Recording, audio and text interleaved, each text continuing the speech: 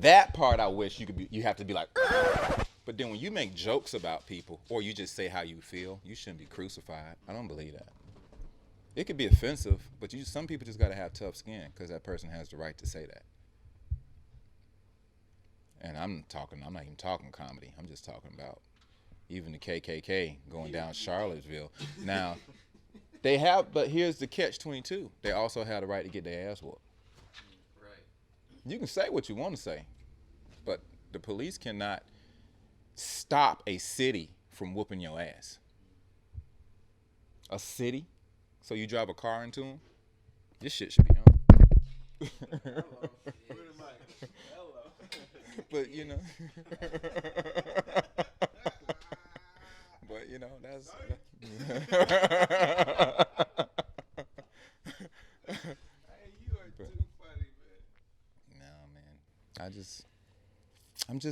I guess when you've been in the business for so long, for 20 plus years, and you've seen the successes and you had your share of disappointments, and then you're taking on the energy from your friends in this business who you really care for, and they going through the same up and down, and that energy, you got to catch a person in the right energy, especially comics, man, that shit. And that's why that Chappelle joke, that first one, right, I watched it. That first opening line, Anthony Bourdain killed himself. If you were Anthony Bourdain fan like that, you automatically are like, I don't want to hear whatever else you're about to say after that. That was my friend, my guy, that is not cool. And you didn't even hear what the observation was, though. Yes. The observation was about depression can hit anybody. You can have the best job ever. So if that guy did it out of depression, not only is it a real issue, he just brought so many eyeballs to this guy. Had every reason to be happy. He killed himself. This shit is real. We gotta look into this shit if we care about people. And now imagine the poor. Yes. Now imagine their experience. Yeah. Because they never think about it. Yeah, absolutely. And the poor don't even have the money. We just call you crazy and we keep it moving. You're not going to go get diagnosed. You're not going to go get diagnosed for depression and have the insurance for the right medication. Can I get really real? It was all, because I'm old enough to know this, it was like when Rock Hudson died of AIDS. It took Rock Hudson, the president's buddy, Ronald Reagan's acting buddy, to die before it was like, oh, this shit is killing people. Right. You know what I mean? Right. But people had been dying of AIDS. People had been, living with it. And Reagan turned that around, got us. But it takes stuff like that. That's why people use people like that as an example, because you got to make a choice instantly because you like that person. That's why they use popular people. That's why branding is so important. That's why people want to get to a Tiffany Haddish or a Kevin Hart or Theo Von, Chris D'Elia. In our comedy world, they got that brand matters. And so if they say it, that's why Cardi B got Bernie Sanders in second place. When? Yeah, right. Because people love Cardi B, and she's saying what they want to hear. Wait a minute, you saying what I want to hear, and I already love you? She's just so... She's in the campaign commercial. Bro, she's... I can't even do my teeth like that. First of all, no. But yeah, man. So anyway. This is Understand this. Ladies and gentlemen, put your damn hands together. Get ready to have your earlobes massaged by the one and only Finesse Mitchell.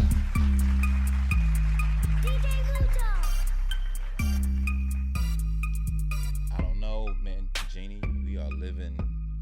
First of all, what's up, Jeannie? What's up? What's up? It's good to see you, bro. Good to see you as well. Sid the Kid. What's happening? Vince is in the building. Rare presence. We never give him a microphone, but he's the man. He exists. You know what I'm saying? Behind the curtain back there. He was the Richard Pryor and the Wiz. Right. All this time I thought y'all dudes was doing this shit. Y'all pull that curtain, and it's Vince. I ain't gonna never get home to Kansas.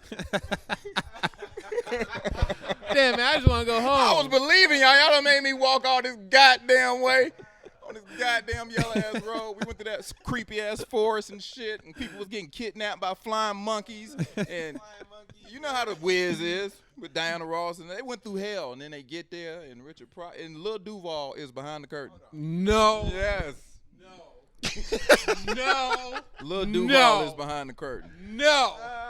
With his I hair swear to pressed God, like man, Cat Williams. I know people who are supposed to be playing Richard Pryor. I think Duval will make an excellent Richard Pryor. Like in the movie. I don't know. I'm such a Duval fan. I think I would love to see him play. I just want to see a Duval show. So. Does he? Because he don't have it. He had a show for a little bit. He had For a little bit. But it wasn't like he wasn't performing. It was like a candid camera. Yeah, right? His or America or something. Yeah. Yeah, I remember that. I think I was on it too. Oh, no, I went to set to go visit him. Yeah, he's killing it, bro. To switch over into music like that, and dude, he's killing it, bro. Yep. Congrats to Lil Duval. Do we have a hand claps? And he's the host of the BET Hip Hop Awards this year. Keep doing your thing, sir. Gemini, bro, we are born on the same day. No way. We are Gemini's born on June 12th. And maybe that's why we're both so good at this. No, right. I don't know. Right. No, but his comedy is great, and he definitely delivers, for his fans. So, but he got a whole new fan base now. He's rock star. Absolutely. Yeah, I gotta get him on the show. I said that because I know you was about to say that, and I'm gonna get mad at you. You should have him on the show. Good idea, man. That's a good idea, Genie. You piss me off. Let me say it. I know. I do want us to do an album though, because like with the jingles and you got to sing on it. Like we can do that. Thanks for telling the entire world our idea, our business plan. Thanks, Genie. Edit that shit out. Bro, sing a song from The Wiz. What's the song that come to mind from The Wiz? Can you feel a brand new day?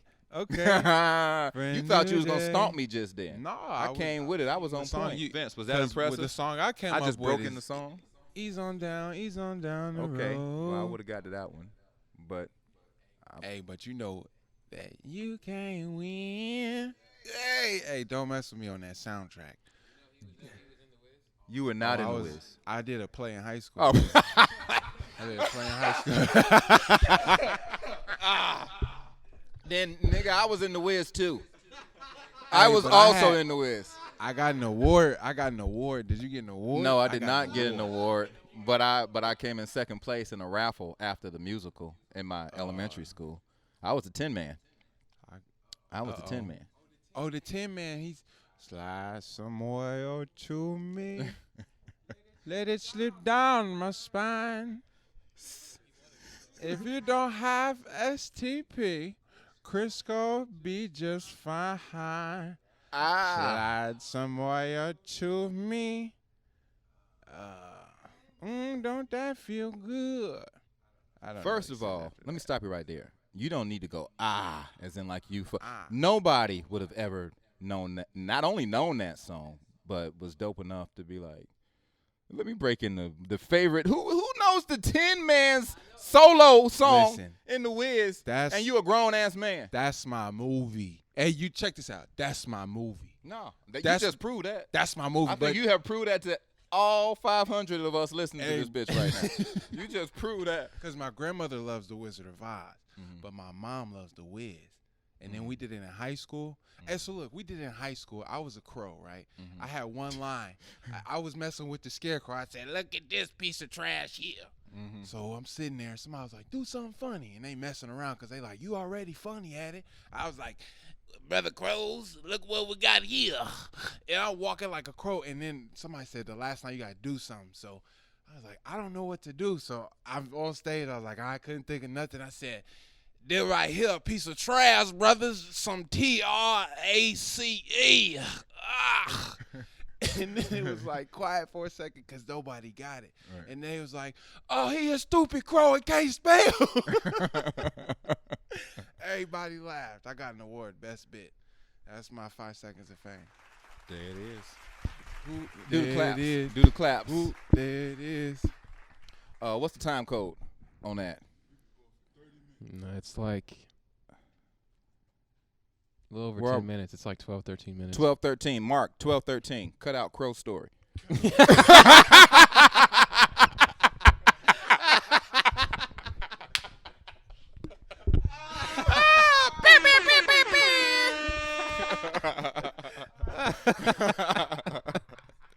I love y'all, man.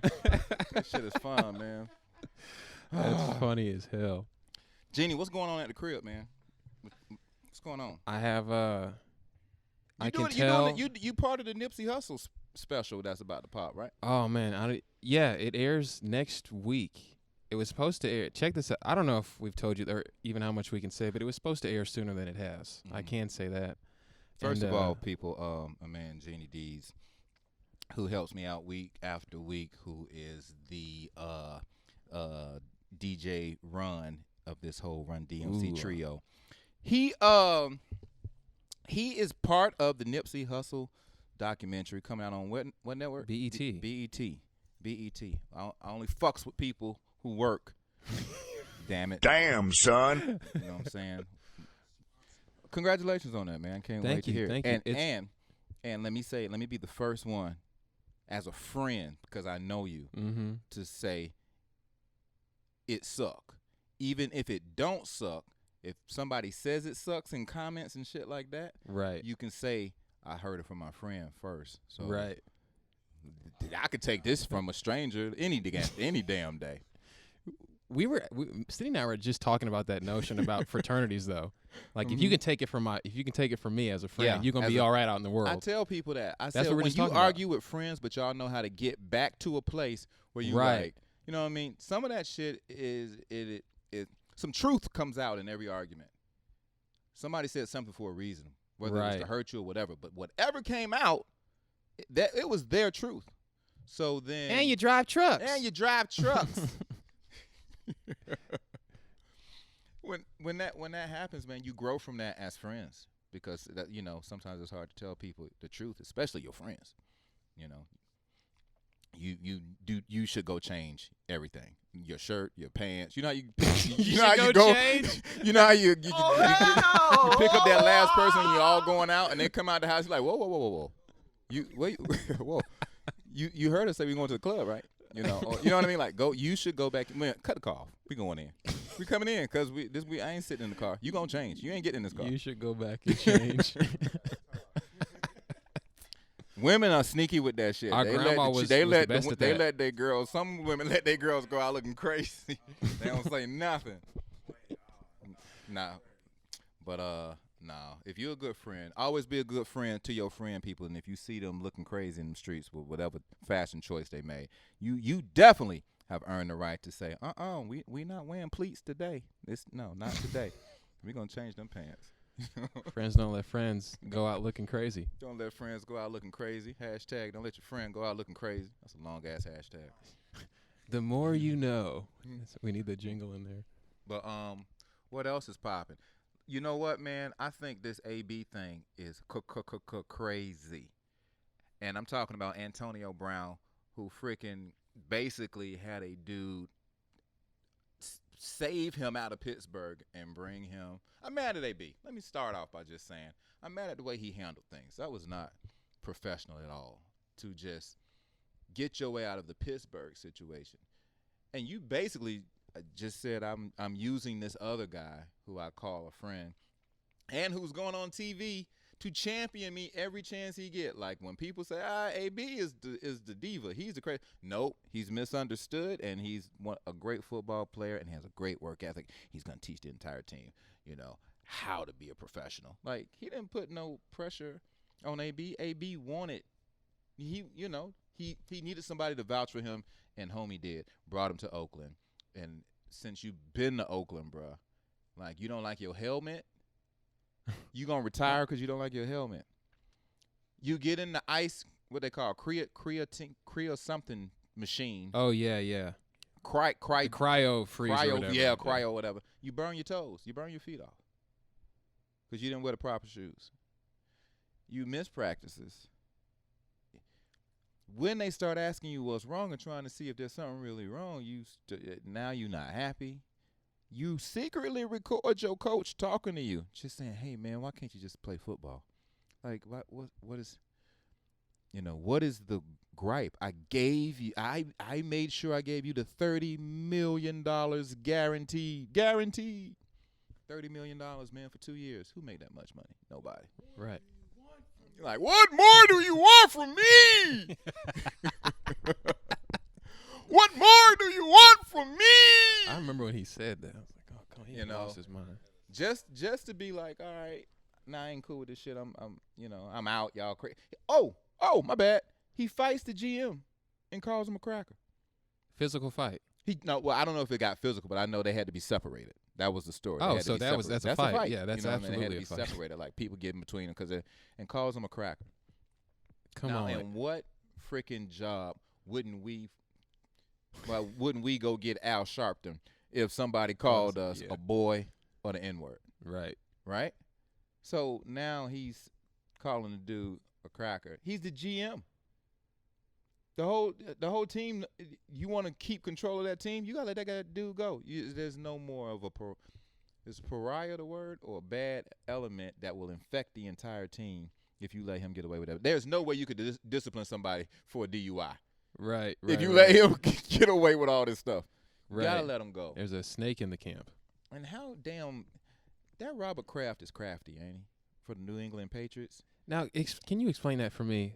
I'm not gonna lie. I'm a little bit under a rock. Of the Oakland Raiders, and by like 3:00 that afternoon, he was a New England Patriot, and everybody is like, "Oh, they made that phone call before this shit even went down." They was like, "You want to come play? You want to come play with Tom Brady and get this championship? You want to get this ship? Yo, you ain't gonna win with Oakland. Yeah, go freeze your feet. Go freeze your feet off. Let's Week trick 1. them with the old freeze your feet off. I hate my helmet trick. Nobody's pulled out one in a while. Let's do that. That'll Make sure you wear the right shoes. Wink, wink. You know what I'm saying? Like Week 1, freeze your feet off. Week 2, call him a honky. Week 3, don't eat the cafeteria food. Yeah. Man, that's crazy. I didn't know any of that. Yeah. I call it like it is. I try to. I feel like if we're going to get mad at certain people for doing some bullshit, then you got to be able to call out people when you see it. Right. And some people like, fuck that, man. He get his. He should be happy. Do it, but be man, there's a way you can do it. Go to homie behind closed doors and be like, "Yo, man, this going to sound crazy, but I don't want to work. I don't want to work here. I want to go work somewhere else." That's what happens when you don't have friends who tell it like it is early on, and then you can't have real conversations later on. But you really, your idea, your alternative was really to be like, I'm gonna call this man a honky and do God knows what to get out of this contract and have people think I'm right. That was the plan. Right. And now you're out of football, cut by the Patriots because apparently you're sexually assaulting women in the off season, and you went from $30 million to no money. The end. I don't know. See, rich people do weird things. Rich people do weird things. Yeah, rich people first world problems. Middle class make the world go round. Now that sounds like a platform. You could take that around the country. Absolutely. I vote for you. Everybody knows the middle class sustains this entire country. Everybody knows that. We keep the rich grounded, and we give the poor something to aspire to be. You might not be rich, but you can make it here. You can be a school teacher. That is a great profession. They need to get paid more. But if you get this much a year being a school teacher and getting your summers off, you middle class to me. And I know my mom was a single mom. She was a school teacher, and I felt like we were middle class. You couldn't tell me that, I had to go around other people to be like, oh, they got sprinklers in their yard. I didn't know you could do that. Why am I spraying this shit with a goddamn water hose with no nozzle on the end? I'm just got to put my finger in the hole to make the water skeet out the side of it a little bit harder. You know, how you used to put your finger in the inside the water hose to make the water come out fast. Yeah, I meant you said skeet out, but I know exactly. Yeah, man. I'm telling you, man. Man. Anyway, yeah, middle class definitely make the world go round. Yeah, what the country is built on. Don't let me get man. I would run for politics, but man, it's too many pictures out there. Well, just gotta. You ever just find out in a weird way that your friend does real drugs? Like there's no way you can probably get through life. I mean, maybe you can living in certain communities and working around certain people, but there's very few people that can get through life that does not know someone or has a friend or a close friend that does drugs, and at least one of them that do real drugs. Right. And we're in California. We're in LA. Yeah, we in LA. But you ever like just be talking to your boy and be like, man, you one of the smartest people I know. People gravitate toward you. You got a definite message. Man, why don't you go into politics? Oh, Finesse, I would, man, but I've done way too much cocaine. You like, what? What? What? Bro, what are you talking about, man? What? Have you ever had it around me? Like, man, you just don't even. I promise you. Cocaine was the drug in LA that surprised me. It was so common. That what? When I got to LA and I went to a party and saw cocaine, like I never thought I'd see cocaine. Right. That's more common than I thought it was. Man, one day I was in New York when I was on SNL, and one of my buddies, this Russian kid, came over to the crib. We was all about to go clubbing, and one side of his face was shaven. What? Like, you know how you got scruff? One side was clean as a whistle, and the other side had the scruff beard. And I looked at him immediately when he came through the door, and I was like, why'd you do that to your face? And he said, what? I said, look at your face. He's like, what? Looked in the mirror and was like, no, God! What? Oh, shit. And I was like, how could you not know you shaved half of your face? He's like, bro, I've been 8-balling since, I don't know. I was like, what? Where? As in, like, wait, Chris Farley type drugs? What? No, man, I didn't even. And I'm square. I guess I'm a square with that shit. Well, I guess. I don't see nothing wrong with being a square. But, hey, I have no interest to try it. No, I mean. I have no interest to get hooked on shit. Right. Going on 4 months sobriety, people. Clap, clap, clap, clap. 4 clap. months. Not easy. Not easy. Not easy. Hey. You know what, man? It's not even when people say, why did you decide to quit? I just say, I woke up saying, day one, I want to do something different. Day one. Here's day one. Let's see how long ago. You seem like a cold turkey type of guy. I am, bro. Quick, cold turkey. I'm going to do this, and I'm going to do it. And unfortunately, that's how I am in relationships. Like, if we break up, I'm a you know. It's not even a cold type of bye. It's just like I know the quicker I give you your space, the quicker you will get past this, and I will get past this. Like, if we give each other the space that we need to find interest in other people. You know, right. I don't want to pigeonhole you. That's fucking problem in our country. We pigeonhole the ex, and then when somebody comes out extremely short-ended on the other end of that deal, that's when the drama starts. Right. Just trying to pigeonhole them. You don't want to be with them, but they can't. So let go. Yeah, you mad that they in a new relationship? It's got to be like, I don't want to say self-consciousness but you feel bad about yourself, I think. Like, they moved on, they're doing that, but I'm not. Maybe that's like why I said, and I'll stand by it, is whoever move on first. Right. The first person to move on is the asshole. Oh, you dirty bitch.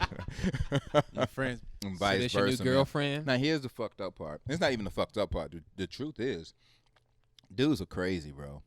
Like, they don't want you. They don't want the girls doing anything. If you are a mean girl, like they don't want you. If you're the ex, Right. they don't want you. You know, Delay's story in episode 3. And and he sabotaged everything. He sabotaged that entire damn relationship, and said he is not the man for you. He is. He disrespected us. He threatened you. He threatened you. He threatened. If you're not offended, I'm offended for you. He threatened you. That's a good delay. That's a good That's delay. A pretty solid delay. He threatened you. Let me tell you what we're gonna do. You want to go to the show? We're gonna go to this goddamn show, and then we're gonna take a picture with a random girl, Right. and you send that picture to him and say, "I'm at the comedy show, but I don't want to lie." Well, bitch, that's all I got. That's the best thing I got. I'm trying to help. I am trying to help you enjoy yourself. Yeah, so you too clever. He didn't get to that solution in the situation. Oh, that's right. That's right. Yeah, man. I'm gonna get Donnell Rollins in here. That'll be fun. I like Ashley Larry. No, Donnell Rollins. I like Donnell Rollins. I like Corey Holcomb. It's funny what people's funny is, because my wife likes Corey Holcomb, and he's one of the most hardcore comedians, underground comedians / main. No, he's not underground, but his fan base. You got a cult, yeah. Yeah, man, cult following. But and my wife all Republican-ish. I'm definitely calling people Republican-ish when I go. No, my wife is just ultra conservative. No, but she finds him, man. She's like that. She said, "Finesse, he's so damn funny." That goddamn abortion smoothie. Like, I was like, who laughs at a fucking abortion smoothie? Right, right. You know what I mean? Well, I think that's a comment on what comedy does for people, and. If it is some sort of release, see, that's why there's so much controversy. I just saw Donnell Rollins on TMZ defending Dave Chappelle. Not that there's anything to defend, but he was just saying, you actually think he thinks some of those things, or is he making a comment on people out in the world? But I guess comedy is resonant to different people for different reasons, and I guess it is a release. So even a conservative person can laugh at an abortion joke. Absolutely. You cannot. That's one thing I love about comedy, from performing all over the goddamn world. You do not know how the person next to you is going to take a joke. Right. That's the crazy part. So if you up there for an hour, you get to look at the same faces for that entire hour. And you see some people laughing, some people not laughing, and people laughing together. You see some people laughing and the other person looking at that person like it was not that fun. You know what I mean? Like, so it's fun to watch what people's funny is, but it's also interesting to watch what two people who are pretty cool with each other consider not funny. Because nobody ever asks that question. Everybody's like, "Hey, what you like to do? Hey, what make you happy? Nobody says, "Hey, what offends you the most, or what pisses you off?" Not in relationships. We don't ask questions like that. So yeah, man, you're like a master at that. Because we've been to, we've shot in Alabama, New Orleans, all over the place, all over California, and you can hit.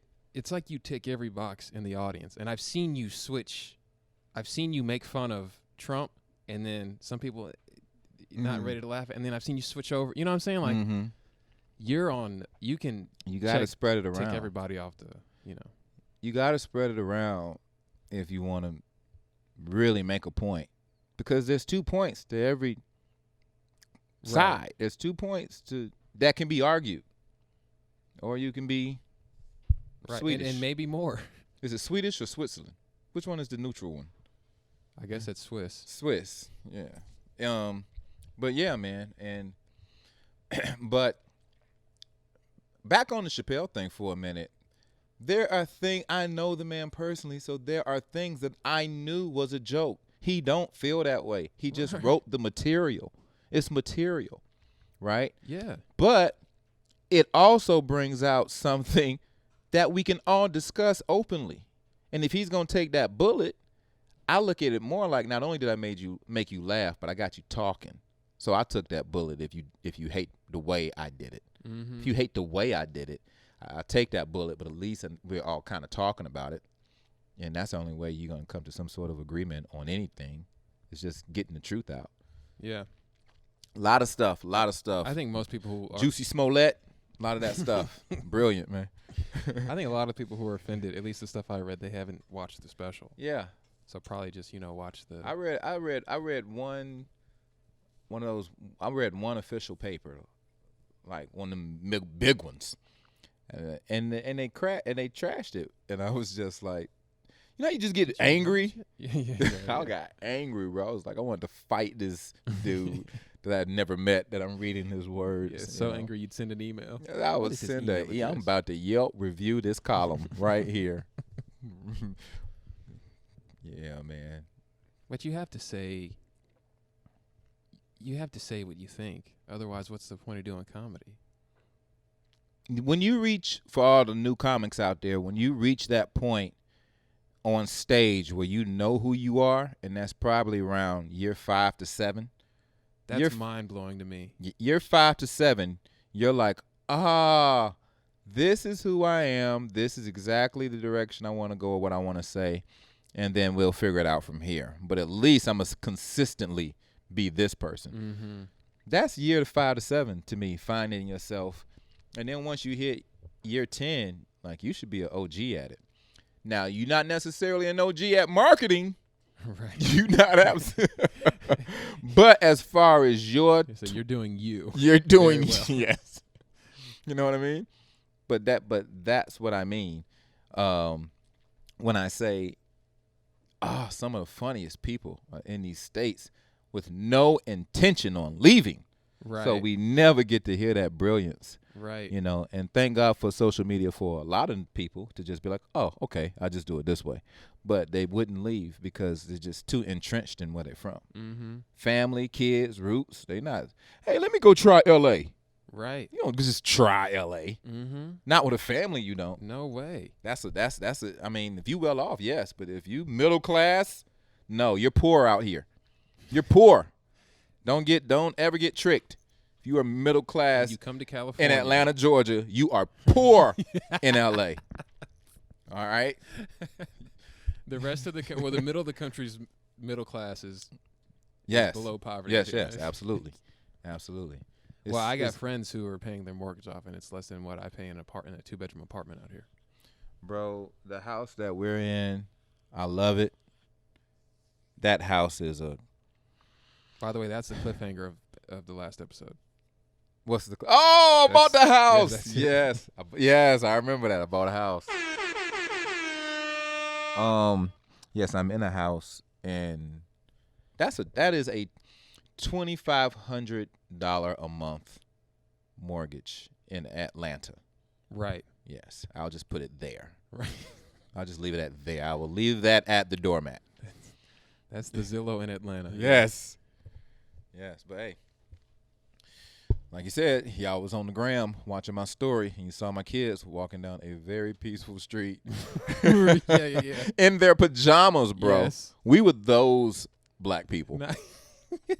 I don't know if people notice that, bro. We are wearing pajamas, walking down the street, daddy and 2 girls. Oh my God, man. And it felt good. It felt good, bro. It felt good. It just felt good to just hear them, that morning, that morning smell and that morning, this morning. Mm-hmm, that serenity. That's what that is. Some people, taking that morning pee, deuce. People making, whatever they're going to make to eat. Mm-hmm. Some people making coffee. But it's definitely morning. Some people rolling over and looking at this. You know how you look at your window to see how much light is out there? You ever see that type of light where you like, I'm late. Like there's like, I still got time light. And then there's, I'm late. You don't even look at a clock. You can look at the sun and be like, damn. My alarm, you look at your phone. Oh, my shit didn't go off. I set it for PM instead of AM. Oh, damn. That's the worst way to discover it.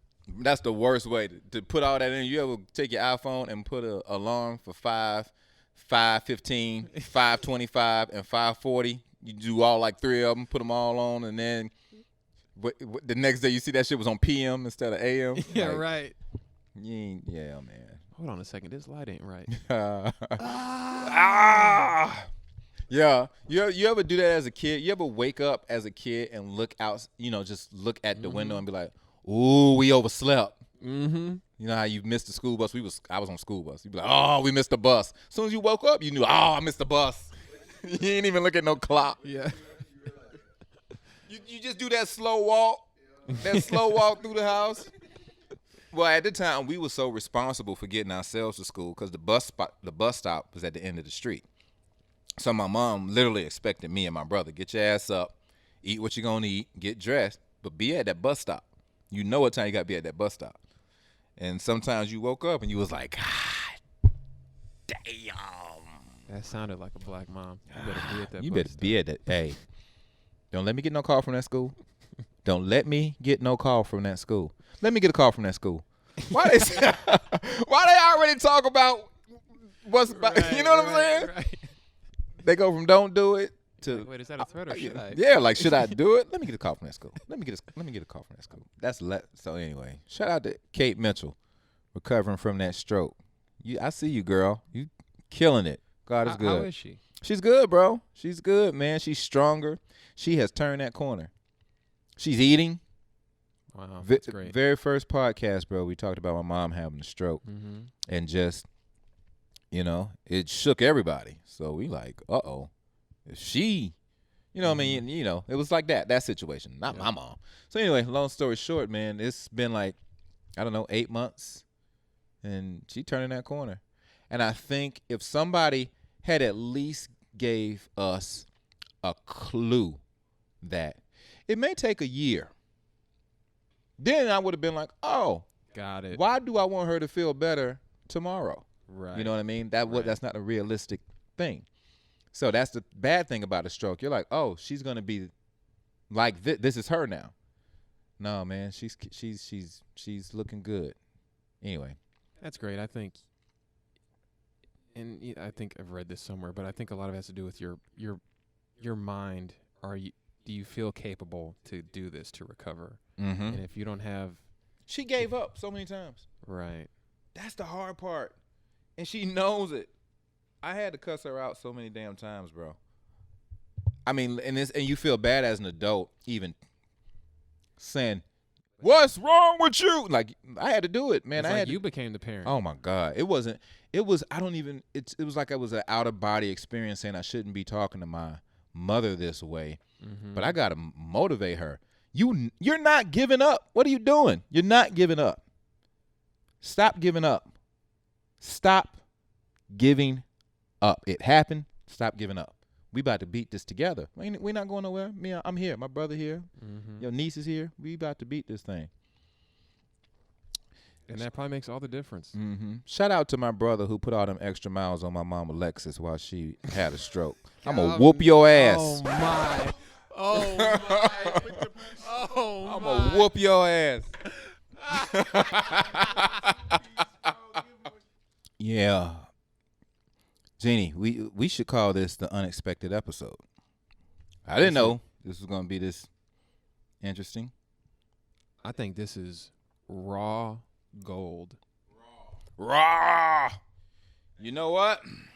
But if it's raw gold, let me say this, people. Halloween, I'm coming back to Dallas. Everybody keeps hitting me up on the podcast email about Dallas. I'm coming to Dallas.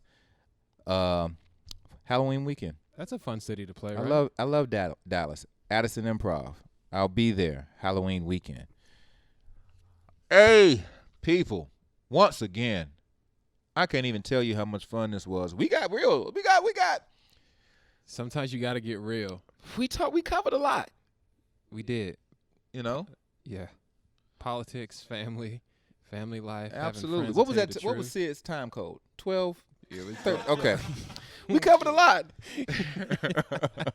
Shout out to Sid the Kid for coming through and not only bringing the heat this week, y'all ain't going to ever hear a better The Wiz solo from the 10-man rendition ever, like my man laid it down. Now, last but not least, we sending positive vibes out there for everybody who listened to this today. whether it was on your commute, whether it was just in the gym, and you on a treadmill, or you stuck in traffic somewhere, or you just stayed home and you just like, oh, I clicked on it. I don't care. I'll take it. Subscribe, rate and subscribe, and pass it along to your friends. I'm on Instagram. What is it? FinesseMitchellPodcast.com. Understand this podcast. UnderstandThisPodcast.com. Understand this podcast.com. And we out.